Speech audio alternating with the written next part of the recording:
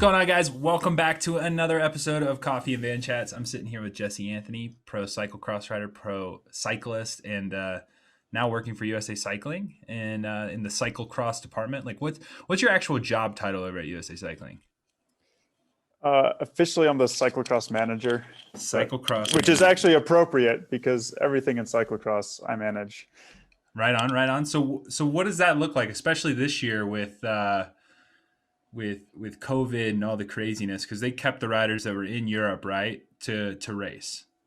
Yeah, so I was actually brought back on I was furloughed this summer and then brought back on to staff by one of our Mud Fund donors. The Mud Fund is the foundation arm specifically for cyclocross. And one of our generous donors was like, it's not okay for these athletes to not have support when they're trying to go to Europe and everything. So they brought me back on and I was able to help everyone who went to Europe get over there. And that was just navigating a lot of paperwork. I told someone recently, I am well-versed in jumping hoops. So if anyone knows how to hoop jump, I can fill them in. The COVID protocols were changing every week in Europe and travel restrictions and race stuff. It was pretty crazy. Yeah, I mean, and that's wild in its own right. And we'll kind of dive into what it was like to be over there for that race. But I kind of want to get to know you, man. Like I grew up watching you on Optum. Huge fan of those guys. I mean, I was lucky enough to ride with like Eric Young, part of the Team Pursuit program. I looked up to Brad Huff. I looked up to all you guys. You guys just look like one big family. Phil Guyman, all those guys. So where do you start, and where does that career for you look in cycling? Like, where did that all start and get going? Gosh, it started a long time ago. I'm testing your age. I'm testing your age. I was 12 when I started racing. I started in mountain bikes. I quickly transitioned to mountain bikes and cyclocross, and then mountain cyclocross and road. So most of my teenage years, I raced all three disciplines. Continued cyclocross and road up until I was, 25, I think is when I took to the road full time. So I turned pro in the road in 2006 with Kodak Gallery, Sierra Nevada. I was actually too young to drink beer. Right on. But I was still sponsored by the beer team. Yeah. That was a fun team to be on too. Went to Team Type 1 in 2008 and 9, and then joined Kelly Benefit Strategies, which turned into Optum, which turned into Rally. So I was on that team for 9 years, from 2010 until through 2018. Yeah, the longevity of that team is pretty insane. I mean, it just seems like they started in 2007. Yeah, as a pretty ragtag bunch. Yeah. But it was cool. I think I've always been impressed with how they started from scratch and just built it one step at a time. And I think that's a really impressive and successful model in cycling, to have a team that's been going for that long. And, I think we can all learn from that. I definitely take the lessons I learned from being under that management of Charles Aaron, the owner, and Jonas Carney, who was the head director for the entire time I was there and still is. But they just built the team one step at a time. And I think that's really important. We've seen flash in the pans in cycling in so many different ways, whether it's athletes or sponsors. And I think, the longevity mindset, that's something I try to instill in the cyclocross athletes. Is we tell them all the time, it's a marathon, not a sprint. It's not about we're trying to win now, we're trying to do our best now, but ultimately we're always thinking big picture. For sure. And what's crazy about the that whole Rally team is, like, usually in cycling you're warned pretty early on. If it's too good to be true, it's probably too good to be true. But it seemed like with Rally, they had that nailed. Like they never fed bullshit, and it just seems like they actually put their money where their mouth is. Wouldn't you say? Yeah, no, I agree. I think the team was built on the foundation of strong character and integrity. And the first title sponsor, John Kelly of Kelly Benefit Strategies, he was really big in, people living with integrity and having strong character. And that's how and why he started the team. And it just evolved from that, but it's always had that at the core. That and the team owner, Charles, like, I've seen a lot of stuff in cycling. I've been in the sport for a while, and I got to give him a lot of credit for, he did everything he said he was going to do. He never made any empty promises. If he was not afraid to tell us no or to give us bad news if it was the truth. Yeah. And I always appreciated that. Yeah. No, yeah, that's awesome. And so now, you've moved on from pretty much professional racing. Like, are you still riding? Do you ride at all? I don't ride that much. I You had rode a on lot of health Monday issues. when we were supposed to have a podcast. You did ride. So, yeah. You're killing me. I did. It was over 50 degrees. It's warm enough for me to go outside. Right on. Yes. I had a lot of health issues, which is why I actually stopped racing, and I haven't fully recovered. So I still like to ride when the weather's nice, but I don't usually feel very good when I exercise. So Would you mind? kind of balance it out. Would you mind talking about some of those health issues, or is it a little bit personal, or what? Yeah, no, I had Epstein-Barr, so I got Okay. mono for the second time in 2018, and that's why I quit racing. But at the same time, I had some stomach issues, and I have a bit of a my liver isn't functioning great, so I just feel tired a lot, and I think a little bit of it is built up chronic fatigue from racing for so long.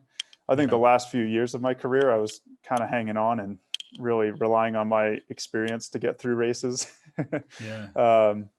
But yeah, it's been interesting. I've continued to figure out how to feel better, and changing diet stuff and some things like that. So we're making progress, but yeah, it's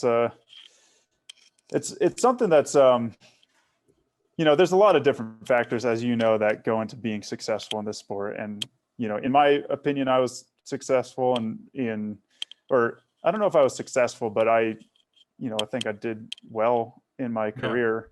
I didn't achieve what I set out to achieve. So by that definition, I might not have been successful. I don't know about that. Like, what necessarily was your goal? Like, what, like, summed up in like a couple words? I wanted to win a world championship or win the Tour de France. Yeah. I don't know, I was a kid, man, when I started. I didn't know what was what. Yeah. But that was all, I dream big, and it's not to get too off track, but when people ask me, what would you tell your younger self, or what do I tell the young athletes? It's like, I wouldn't tell my younger self anything. I would just be like, because you have to learn your lessons. You have to have that blind hope when you're young. Otherwise, you're never going to invest as much.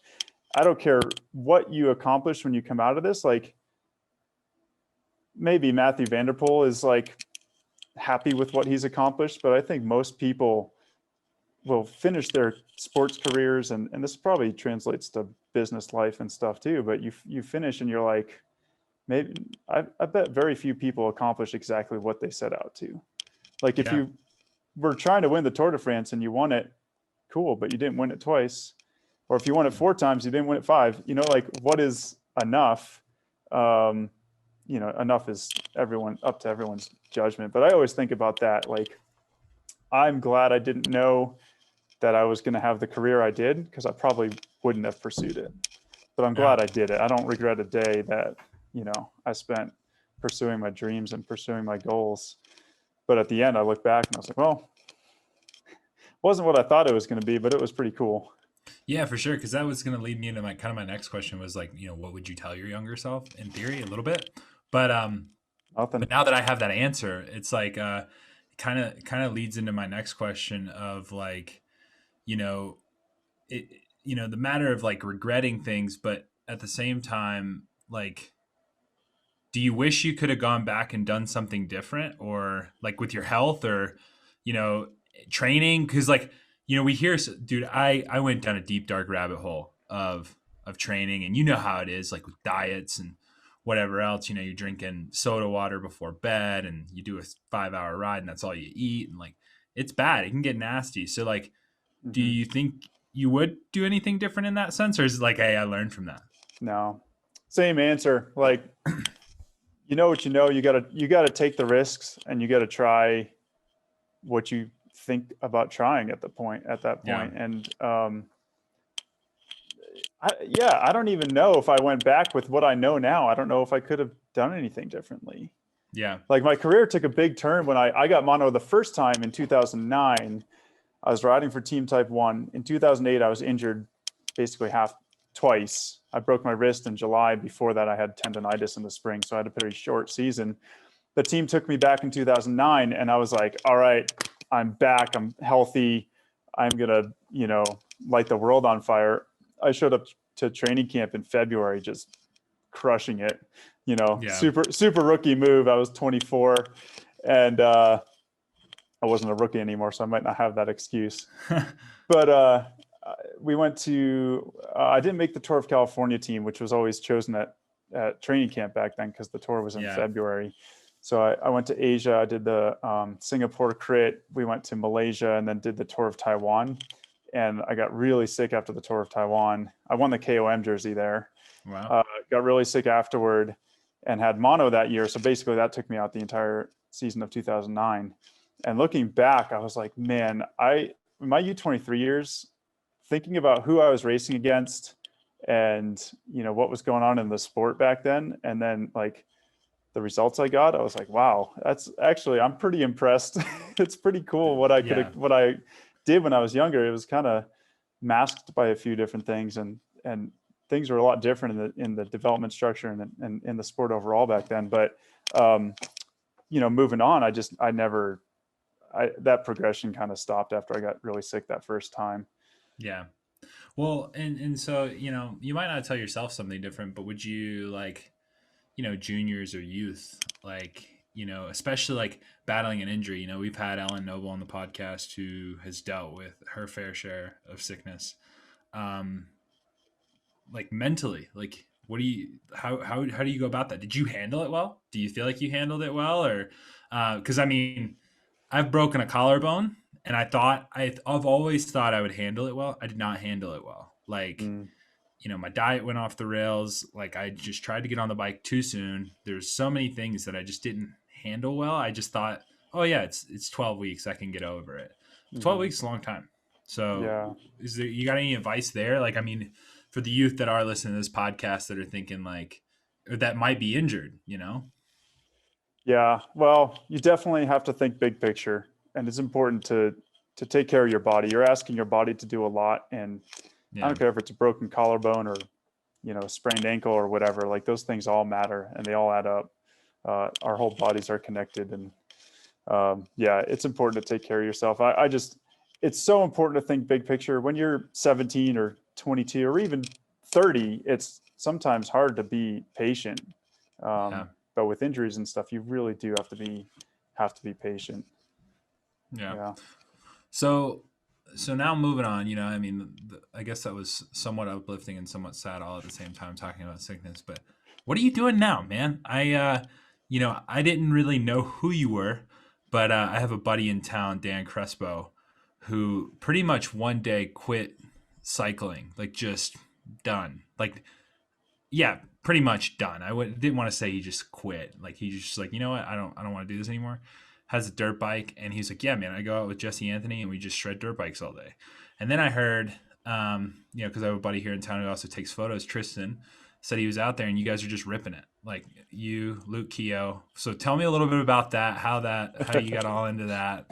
And yeah, where does that stem from? That's funny. I actually wanted to ride dirt bikes since before I wanted to ride bicycles. When I was a little kid, I thought they were the coolest thing.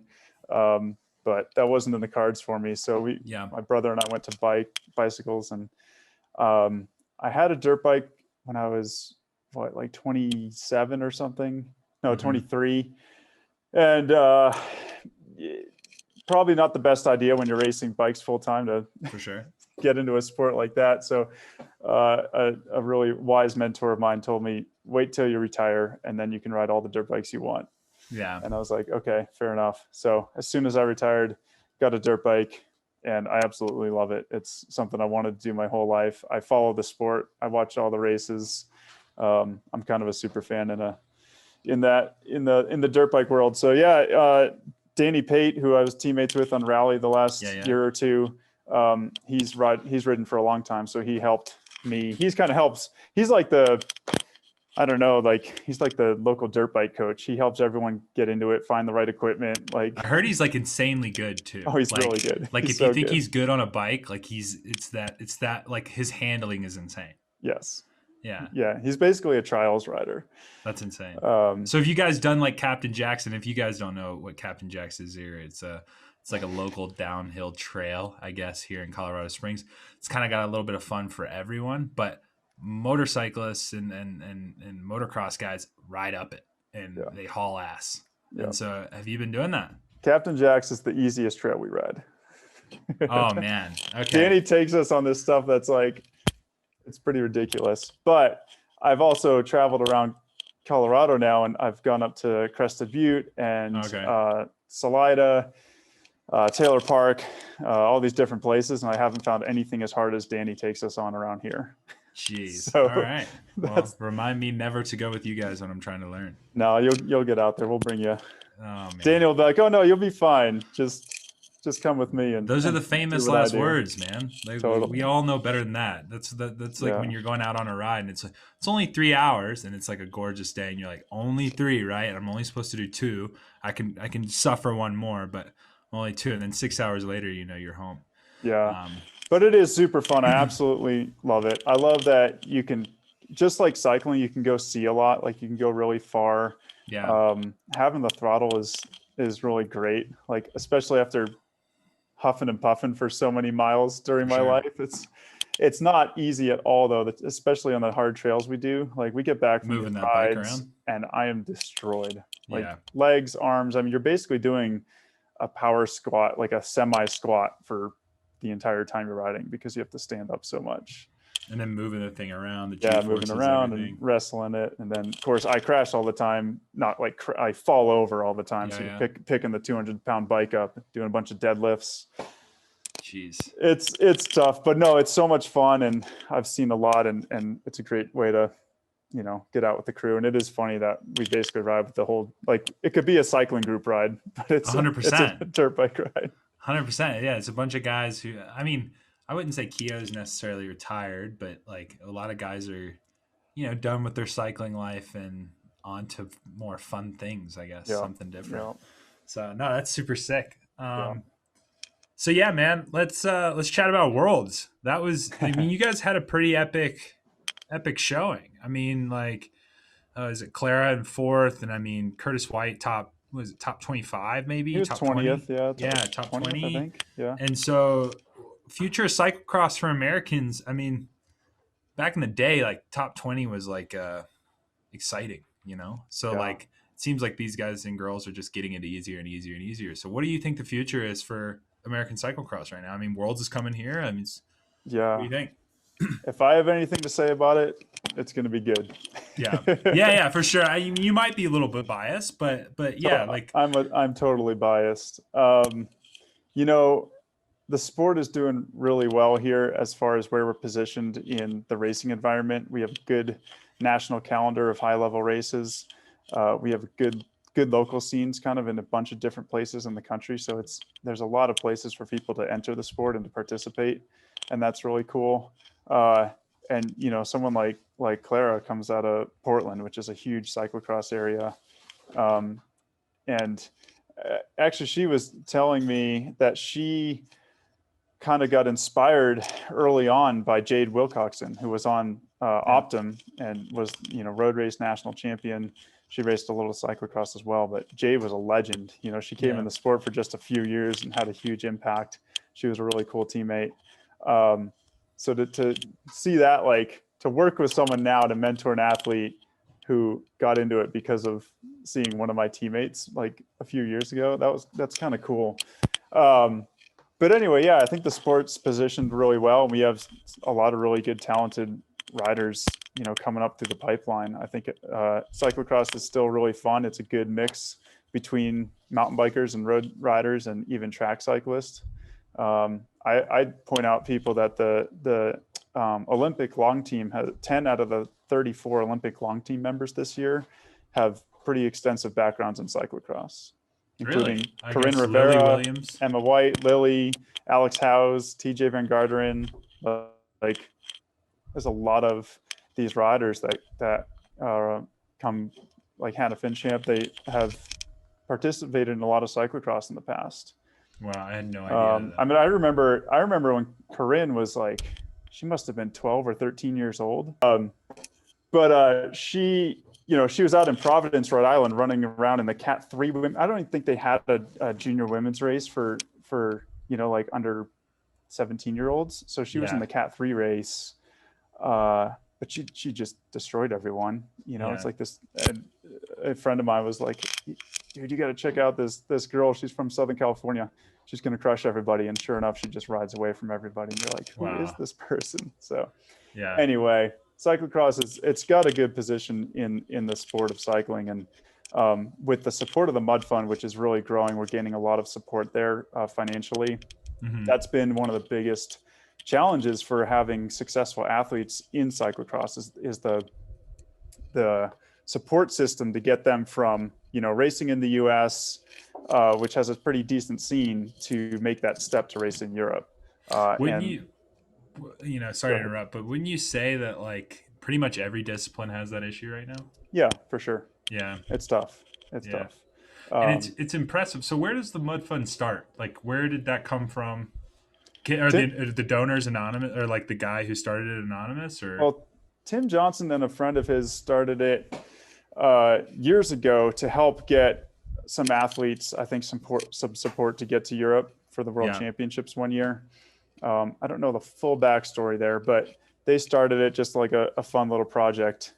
And then a few years ago, it was kind of dormant for a while. And then a few years ago, Tim brought it into USA Cycling and said, let's let's support the USA Cycling cyclocross program. And just it helps combine resources. It or provides funding for us to provide resources for the greater cyclocross, you know, the riders in the US, the development riders. Yeah. So athlete like Clara and Maddie Monroe, like they came through the Mud Fund program just in one little over 1 year. But that's exactly, like, their stories are exactly what the Mud Fund is for, where we supported them to race in Europe and a few other opportunities. And then they got on pro teams and they're kind of on their way. Maddie's Wow. on Trek Factory Racing, and that's obviously somewhat a mountain bike or a half mountain bike deal too. So the mountain bike program was involved in helping her out as well. And Clara went from, the Selwood Cycles team S&M in Oregon, which is a good regional team, got her to all the races in the US that she needed to, but they didn't have the ability to get her to Europe. So we took her to Europe last year for 6 or 7 weeks, or 2 years ago. Got her the experience over there. She did really well. And then, obviously she won the national championship. That was with her trade team. And that was, it's a pretty big result for her rider, For sure. first year senior. But those stories, like, that's exactly what we need to do, is we need to get those athletes. Like, in the past, there hasn't been really a stepping stone from, a decent US team that gets them to enough races that they can go get some good experience at the UCI level here, and then actually go to Europe with proper support to do it right. And Yeah.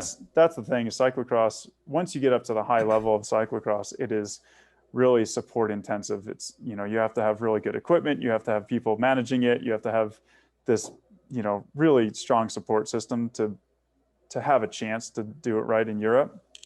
For And sure, because you're essentially just trashing bikes yeah, and yeah, then pretty much going in laps, trashing yeah, the bike over and over yeah. and over again, and weekend to weekend. And adjusting tire pressure. And there's just so many little things that go into the team aspect of supporting a rider over there, that you really need to have good experienced people who know what they're doing. And that's where we can come in and provide that experience, provide that support, and make sure that the only thing that Clara or Maddie or Andrew Strohmeyer or Gage Hecht have to worry about is, like, the racing part, which is already hard enough. It's very hard. Yeah, yeah. I mean, Yeah. coming from a guy who's been to World Cups and just on the track side of things, so I Mm-hmm. definitely understand. So, like, that being said, I mean, you talk about the Mud Fund, and it kind of reminds me of the ODA. I mean, in its own weird way, and yeah, I mean, there's a bit of a tuition or whatever you would like to say. And I've even already said this. I don't like the word scholarship. I think because scholarship sounds like it's based on results and not based on what it's set out to be. I think I like the word grant Mm. more. Like it's meant for the kid in need. And I've been arguing that on the internet. I've been like the internet warrior for the ODA after we did our podcast. I was highly against it after our podcast, and now I'm in the middle. I still got to see it be implemented, but it changed my opinion completely. Like, Yeah. but this kind of sounds like the Mud Fund in its own right. Like, I mean, 3 years ago, I would never have put money on Clara to get fourth at Worlds in 2021. It's almost like I would have won a lot of money if I would have done that, and if I would have put money into Bitcoin like 3 years ago, right? But yeah, it kind of sounds like that, where it's like you guys like see this talent because of your experience.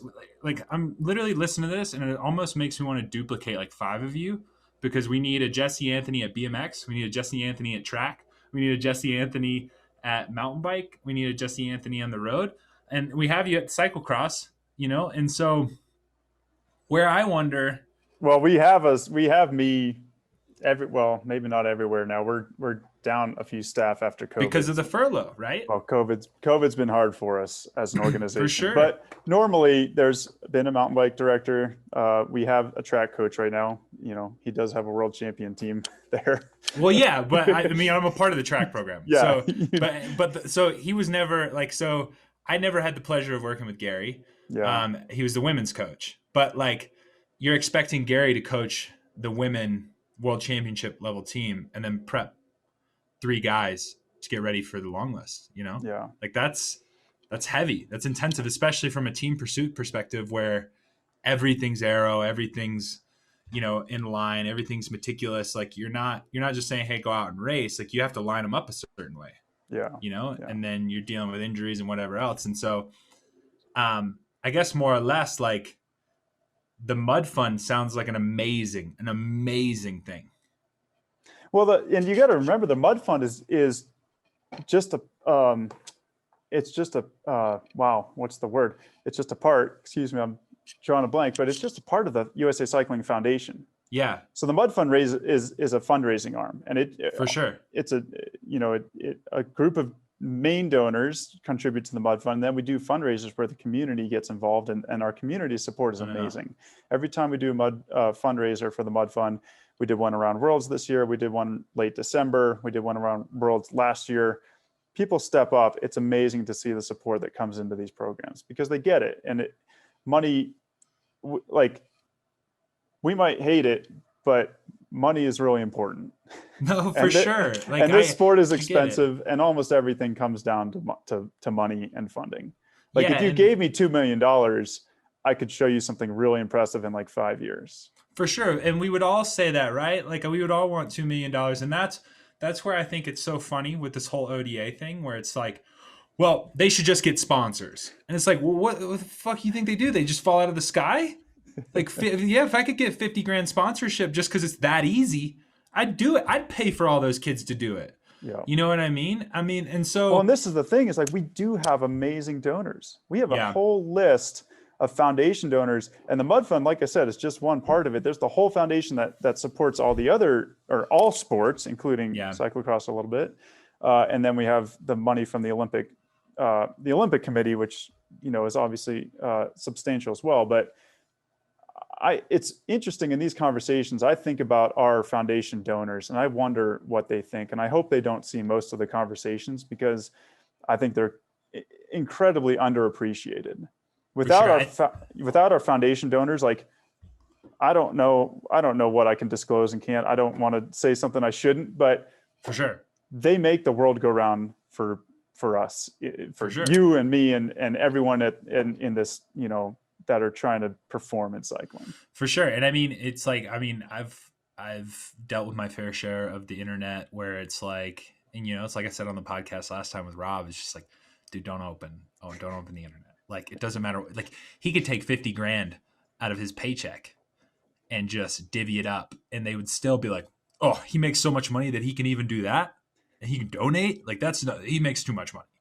Yeah. And like, that's an argument. But at the same time, like, to me, it's like, Well, he did just donate, and like so that means he's bought in, and Mhm. that means he actually agrees with the program too. And so there's so many things that that I wonder. And so like thinking about the ODA, it's like you almost have me fired up to start like I don't know, call it the Wood Fund.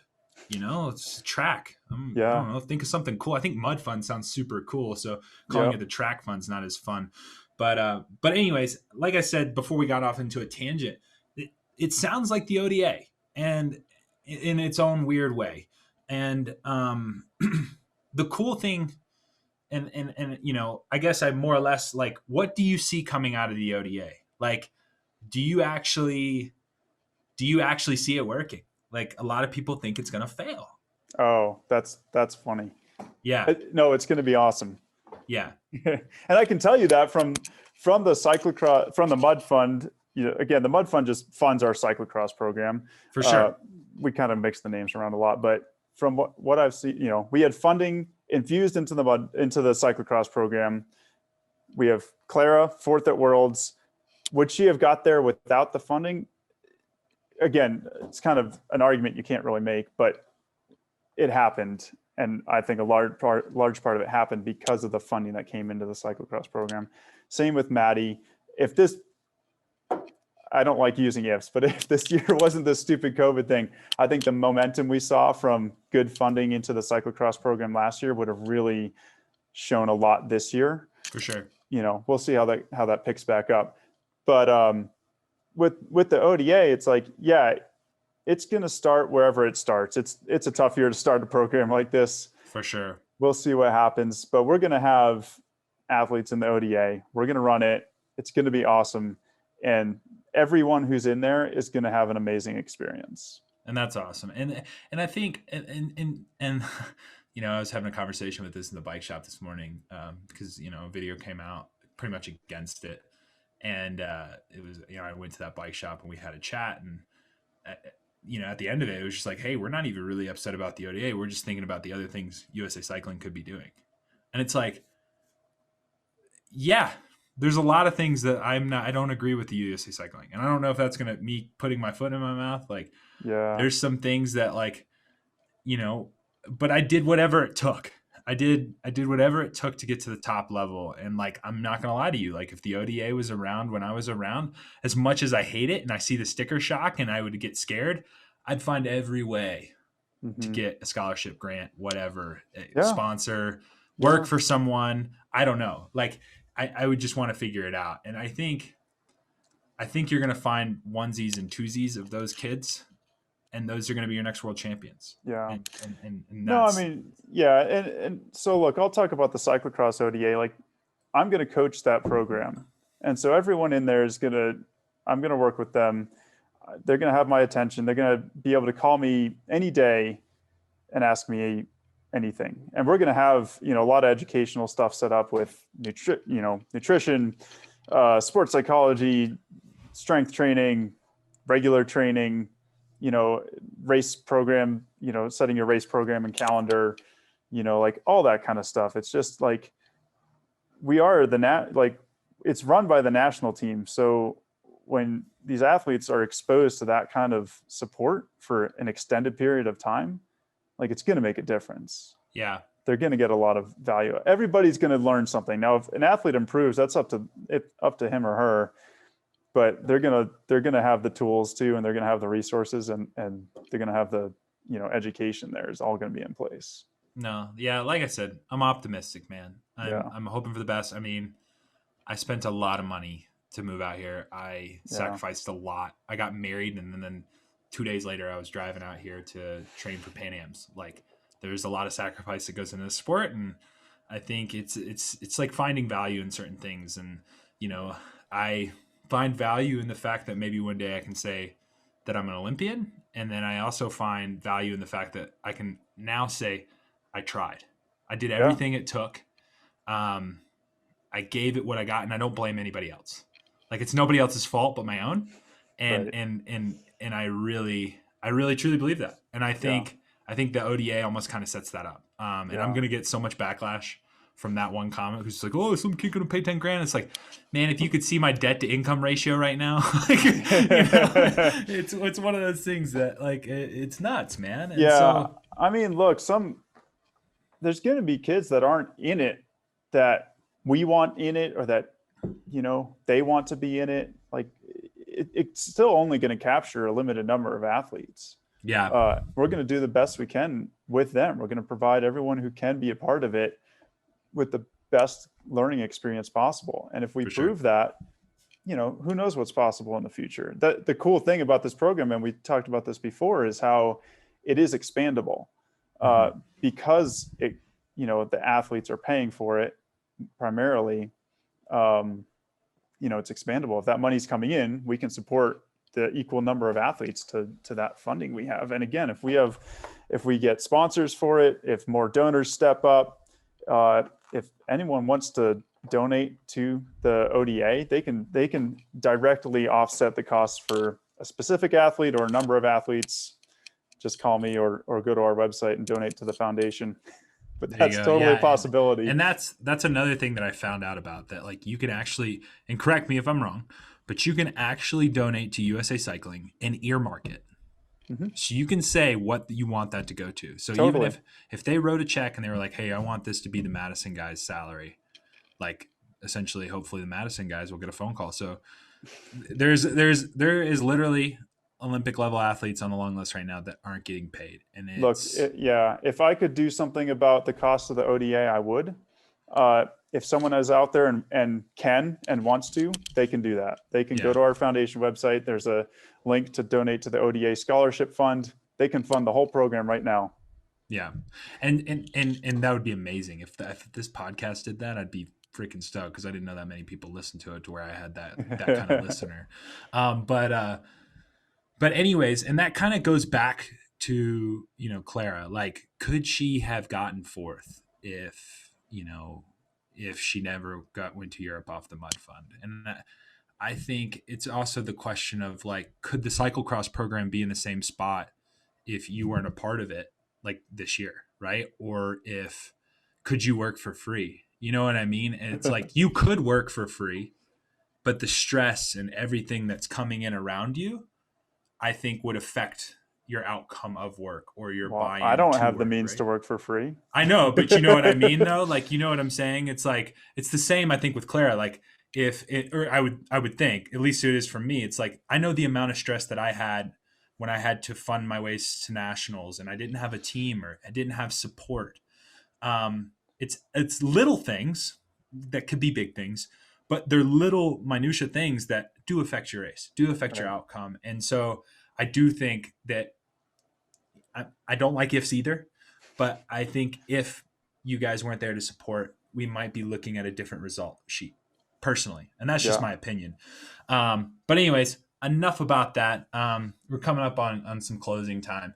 I got one question for you, which I don't know if you've heard my question. I don't know if I even told you about it, but we ask this question to everybody that comes on the podcast. If you could have a cup of coffee with one person, dead or alive, who would that person be, and how would you take your coffee? Oh, I know it's a heavy one, man. It's a heavy one. Yeah, I'd have to sit down with Jesus. Yeah. Yep. All right. How would I take my coffee black, of course. Why Jesus? Who else? I don't know, man. Like I was like, cause we were actually having this conversation the other night. Me and Adrian Hedgeberry, and we were talking about all the comments that we get. Like, and he's like, man, how has nobody said anything like Gandhi? Or I guess in your sense, Jesus. Like, somebody to sit down with that's like made like an impactful. Yeah. Well, how about this? You become like the people around you, and I would like to become like Jesus. Wow. Right on. Well, that's cool, man. Yeah. But yeah, so how would you take your coffee? Would you drink coffee? Oh man. So I love coffee. I've been a self-declared coffee snob for a long time. This naturopathic doctor I went to recently told me to stop drinking coffee. Dude, I'm supposed to send you a bag. I literally have a bag for you here. Can you drink it? Don't send it. No, don't send it. Oh man. Yeah, I was definitely going to send you on. Like I was going to get you on. I was going to try to get you on before the podcast because I felt so bad about Monday. No, I appreciate that. don't send it, but I do love coffee. So I have a little espresso machine. I like to make little, cappuccinos or So now it's macchiatos just gonna and stuff like collect that. dust. I'll invite friends over to have coffee when that's fashionable again. Right on, man. Well, that's cool, dude. Like I said, I I looked up to you guys, watching you guys race when I was a little Cat 4, Nice. way back in the day, like 6, 7 years ago, and to have you on the podcast, chat with you now, it's super cool. Well, thanks, man. You're doing great things, and yeah, I only see it going up from here. So keep it up. Other than that, guys, if you guys want to check out the Mud Fund or check out USA Cycling ODA, you want to donate to any of those things, I'm gonna put the link in the description below. Put Jesse Anthony's social media down below as well if you want to go check that out. Shoot him any questions, any messages. Yes. What so here's the thing: if you have a complaint or something, send me an email or contact me on social media. I would love to talk to you about it. Well, there you go. So so you can send him complaints. Try not to be too mean. Well, yeah, don't be mean. Just let's talk. Well, John, when you messaged me first, I really appreciated that. You were like, I just want to let's have a conversation about this. And I actually laughed because you're like, at the time I didn't know that so many people had a problem with the ODA. Yeah. And I had been in deep working on it for months, like planning how it's going to be awesome and help all these athletes achieve what they're trying to achieve. And then you were like, oh, we need to have people discuss this. And I was like, there's someone that doesn't believe in rider development. Like, what is going on? I mean, it got nuts. And that was the thing that I got scared of when I put that thing out there. Was I was worried that essentially I was just going to get a bunch of people that were bashing it. And look, I will say it again. I did not like it. I did not like it. I read the article. I thought it was stupid. I came close to texting. I'm not going to waste Jim Miller's time, but I came close to texting Jim Miller and I was like, so if I give you 10 grand, can I actually go to a race now? Literally. And it was out of anger and it was stupid. Yeah. And I didn't really look, I'll be honest too. I didn't even go to the actual site. I just read the article. I didn't even look at the program. So what the program said, I didn't read any of it. I heard $10,500. I didn't know what semester meant. I didn't know what any of it meant. Yeah. And I'll even be honest to you now. I haven't even really gone to the ODA webpage now. So the fact is, and I wonder how many people are bashing that program and have done the same thing I haven't done. Yeah. Well, that's cool. You can admit it. I appreciate that. And it's sad that Fred let so many people down because you seem like a cool guy and a rational guy. I don't think you would have thought that if Fred's article wasn't so poorly communicated about what the ODA is. And that's partly on us. We need to communicate more about this. It's media too, man. It's clickbait. I mean, it's... No, I'm not a fan. Yeah, but that's what it is. I mean, that unfortunately, that's the internet now, right? So it's what's the kid, UAE kid, or the kid that went to UAE from Sunweb, where it was just big transfer, and they try to suck you in, and that's all it is. It's clicks, clicks, clicks. But seriously, I do love talking to people. Every time I talk to a parent, an athlete, a coach about this program, it's really fun. And I know so much about it that I don't know how to talk about it.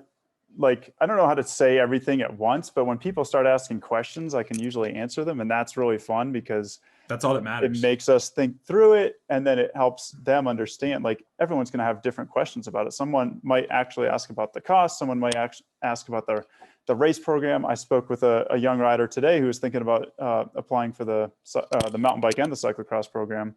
And he was asking about the educational parts, strength and conditioning. I've been reading about that. What are we going to do for that kind of stuff? And is there any age cap on it? Yeah, so it's UCI ages 17 to 22 for most of the programs. For track, it's down to 15 years for BMX, it's 15 years and older, or up to 22. So. Well, cool. But yeah, guys, like I said, bug Jesse. He's a super cool guy. He responded really quick to me. So I'm here for the people. Yeah, he's here for the people. That's his job. That's his job. He's here for the people. So go bug him, go talk to him. And even if you just want to say hey and tell him how good your coffee tastes that he can't drink, let him know.